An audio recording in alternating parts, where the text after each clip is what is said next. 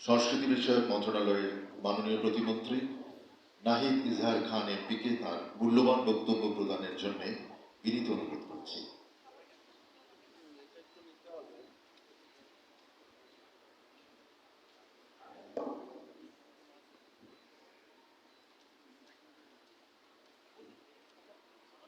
আজ 25শে বৈশাখ বিশ্বকবি রবীন্দ্রনাথ ঠাকুরের 163তম জন্মবার্ষিকী।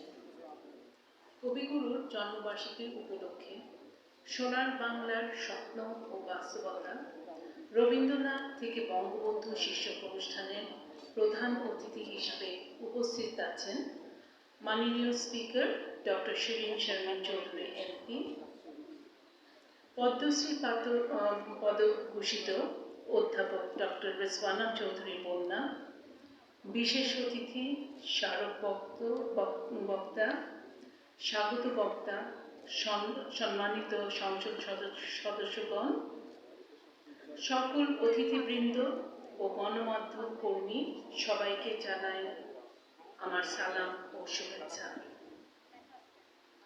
আমি গভীর শ্রদ্ধা ও কৃতজ্ঞতার সঙ্গে স্মরণ করছি স্বাধীন বাংলাদেশে মহান স্থপতি, সর্বশ্রেষ্ঠ বাঙালি জাতির পিতা বঙ্গবন্ধু শেখ মুজিবুর রহমানকে।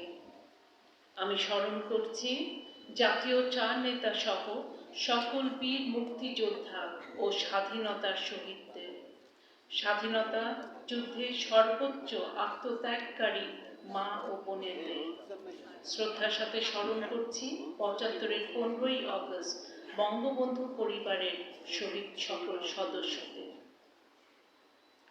যখন পড়বে না মোর পায়ের চিহ্ন এই বাটে, আমি শ্রদ্ধার সাথে স্মরণ করছি বাংলাদেশের রবীন্দ্র চর্চার অন্যতম উজ্জ্বল নক্ষত্র অকাল প্রয়াত শিল্পী সাদি মোহাম্মদকে, এবং একই সাথে শ্রদ্ধা জ্ঞাপন করছি রবীন্দ্র চর্চার সকল প্রয়াত গুণীজনকে।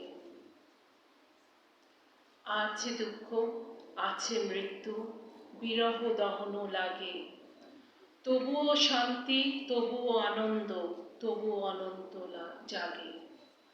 সম্প্রতি ভারত সরকারের পদ্মশ্রী পুরস্কারে ভূষিত হওয়ায় আমি অধ্যাপক ডক্টর রিজওয়ানা চৌধুরী বন্যাকে সাংস্কৃতিক বিষয়ক মন্ত্রণালয়ের পক্ষ থেকে শুভেচ্ছা ও অভিনন্দন জানাই। সুধীমণ্ডলী, কবিগুরু তার মুক্ত বুদ্ধির চর্চার মাধ্যমে যেভাবে রাঙিয়ে তুলেছেন তার সাহিত্য পাঠ, ঠিক সেইভাবে সমৃদ্ধ হয়েছে আমাদের নিত্যদিনের সংস্কৃতির জীবন। রবীন্দ্র সাহিত্য আমাদের শক্তি যোগায়, স্বার্থ বন্ধন নয়, হৃদয় বন্ধনের আবদ্ধ হওয়ার। জাতি হিসাবে আমরা অত্যন্ত সৌভাগ্যবান, আমরা পেয়েছি বিশ্ব রাজনীতির পোয়েট অফ পলিটিক্স খ্যাত জাতির পিতা বঙ্গবন্ধু শেখ মুজিবুর রহমান এবং বিশ্ব সাহিত্যের সম্পদ কবিগুরু রবীন্দ্রনাথ ঠাকুরকে। রবীন্দ্রনাথ ও বঙ্গবন্ধুকে ধারণ করতে হবে সকল সময়, সকল পরিস্থিতিতে। একটি ঘটনার কথা বলি। বঙ্গবন্ধু তার স্বদেশ প্রত্যাবর্তনের মুহূর্তে অর্থাৎ 1972 সালের 10ই জানুয়ারি লন্ডনে থেকে বিমানে উঠে নিজ আসনে বসে গাইতে শুরু করেন আমার সোনার বাংলা আমি তোমায় ভালোবাসি।